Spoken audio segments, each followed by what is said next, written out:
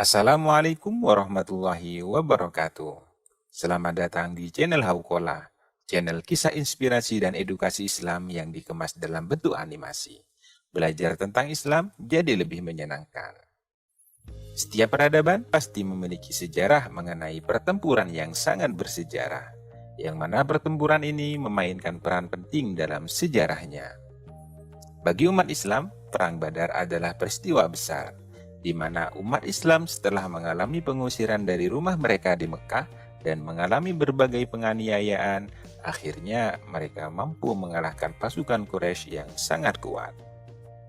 Dan pada video kali ini, kami akan menyajikan cerita lengkap mengenai sejarah Perang Badar yang sangat fenomenal, di mana tidak ada satu perang pun yang pernah diikuti para malaikat secara langsung kecuali Perang Badar. Dan perang ini merupakan perang yang paling banyak disebutkan di dalam Al-Quran. Perang Badar terjadi pada hari Jumat tanggal 17 Ramadan tahun kedua Hijriah. Perang ini diikuti oleh 313 kaum muslimin yang melawan 1000 orang kafir Quraisy. 313 kaum muslimin tersebut terdiri dari 60 orang sahabat muhajirin dan 253 orang dari sahabat Ansor. Perang Badar disebabkan keinginan Rasulullah Shallallahu Alaihi Wasallam yang hendak menghadang para pedagang kota Mekah yang mau pulang dari negeri Syam. Para pedagang tersebut dipimpin oleh Abu Sufyan yang membawa dagangan bernilai miliaran rupiah. Untuk menghadang rombongan tersebut, Rasulullah Shallallahu Alaihi Wasallam berangkat dari kota Madinah menuju lembah Badar, yang mana di lembah tersebut terdapat sebuah sumur yang menjadi tempat singgah setiap kafilah Mekah yang pulang dari kota Syam untuk mengambil air. Akhirnya pada tanggal 8 Ramadan, Rasulullah Shallallahu Alaihi Wasallam bersabda, "Man kana dhahruhu hadiran falyarkab ma'ana." Barang siapa yang kendaraan dan peralatan perangnya siap, ayo ikut saya. Sebelum pasukan ini berangkat, ada sahabat Rasul yang ingin mengikuti perang, namun peralatan perang mereka tidak lengkap, dan Rasulullah Shallallahu Alaihi Wasallam melarang mereka. Maka berangkatlah 313 umat Islam yang dipimpin langsung oleh Rasulullah Shallallahu Alaihi Wasallam menuju lembah Badar. Ketika rombongan dagang yang dipimpin Abu Sufyan hendak melewati Madinah, dia mendengar bahwa pasukan Madinah hendak menghadang mereka di lembah Badar. Rombongan Abu Sufyan itu tidak membawa pasukan perang. Oleh karena itu, ia mengirim utusan yang bernama Damdam ke kota Mekah untuk meminta bantuan Abu Jahal yang saat itu menjadi pemimpin Quraisy. Maka berangkatlah Abu Jahal dan pasukannya yang berjumlah 1000 orang dari kota Mekah untuk menjaga rombongan dagang yang pulang dari kota Syam. Pada saat itu pasukan Madinah sampai terlebih dahulu di lembah Badar, selisih sekitar 5-10 menit dari rombongan dagang kafir Quraisy. Oleh karena itu, Abu Sufyan mengirim mata-mata ke sumur Badar untuk mengambil air dan mengambil kotoran unta dari pasukan umat Islam. Dari kotoran tersebut, Abu Sufyan melihat adanya biji kurma Madinah dan mengetahui bahwa pasukan yang berada di sumur Badar adalah pasukan dari kota Madinah yang mau menghadang rombongannya. Karena takut serangan umat Islam, Abu Sufyan dan rombongannya pergi dari daerah sumur Badar menuju tempat yang bernama Yanbu dan melanjutkan perjalanan mereka. Sesampainya di Rabiq, rombongan Abu Sufyan bertemu dengan pasukan Mekah dan mengabarkan keberadaan pasukan Islam di lembah Badar. Mereka pun sepakat untuk kembali ke lembah Badar dan melanjutkan perang dengan umat Islam di lembah tersebut. Pada saat pasukan muslimin berada di lembah Badar, ada seorang sahabat yang bernama Khabbab bin Mundir bertanya kepada Rasulullah Shallallahu Alaihi Wasallam, apakah sumur Badar ini adalah tempat yang diwahyukan oleh Allah Subhanahu wa Ta'ala atau termasuk strategi perang? Rasulullah Shallallahu Alaihi Wasallam menjawab, itu termasuk strategi perang. Khabbab kemudian berkata, "Ya Rasulullah, kalau memang strategi perang, alangkah lebih baiknya kalau kita menggali sumur-sumur kecil di dekat Telaga Badar, yang mana air Telaga Badar akan mengalir ke sumur-sumur tersebut. Dan ketika pasukan musyrikin mencari air di Telaga Badar, kita serang mereka." Mendengar strategi tersebut, Rasulullah Shallallahu Alaihi Wasallam tidak menyetujuinya. Beliau bersabda, Orang-orang Mekah datang menyerahkan nyawanya di tempat ini. Rasul pun lalu menunjuk tempat-tempat dan berkata, ini tempat terbunuhnya Abu Jahal, ini tempat terbunuhnya Umayyah bin Khalaf, Syaibah, Utbah bin Syaibah, Walid bin Utbah, dan Sumayyah. Menurut saksi mata dari sahabat yang memenangi perang, tidak satupun orang-orang yang disebutkan oleh Rasulullah Shallallahu Alaihi Wasallam mati di luar garis yang telah ditunjuk. Beberapa jam sebelum perang, ada seorang sahabat yang bernama Sa'ad bin Mu'ad yang mengkhawatirkan keselamatan Rasulullah Shallallahu Alaihi Wasallam. Dia berkata, "Ya Rasulullah, engkau tetap di tenda dan kami siapkan kendaraan untukmu. Biar kami saja yang berperang. Apabila Allah memenangkan kita, maka itu yang kita inginkan.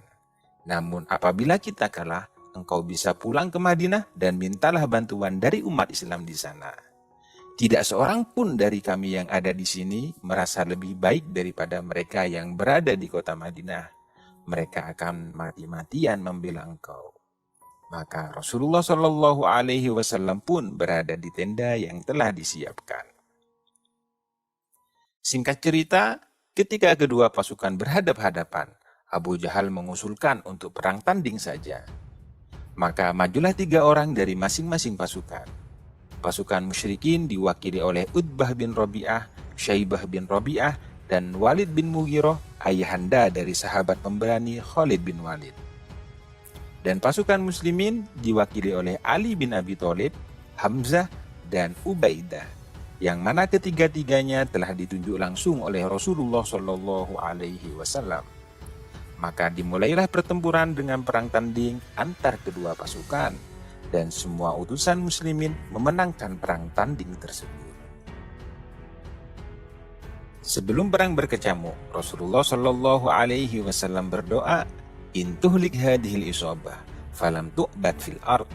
Ya Allah, apabila engkau kalahkan pasukan ini, niscaya engkau tidak akan disembah di bumi ini. Maka Allah Subhanahu wa Ta'ala menurunkan pasukan malaikat untuk juga berperang membantu kaum muslimin. Dan ketika pasukan malaikat turun, Nabi keluar dari tendanya dan mengabarkan kepada sahabat Abu Bakar untuk senang, karena saat itu malaikat Jibril sudah bersama mereka. Ketika perang antar kedua pasukan berkecamuk, Rasulullah Shallallahu Alaihi Wasallam mengambil debu dan melemparnya ke udara seraya bersabda, "Syahatil wujuh, syahatil wujuh." Seketika itu debu-debu tadi mengenai semua mata pasukan musyrikin yang membuat mereka tidak bisa melihat dengan jelas.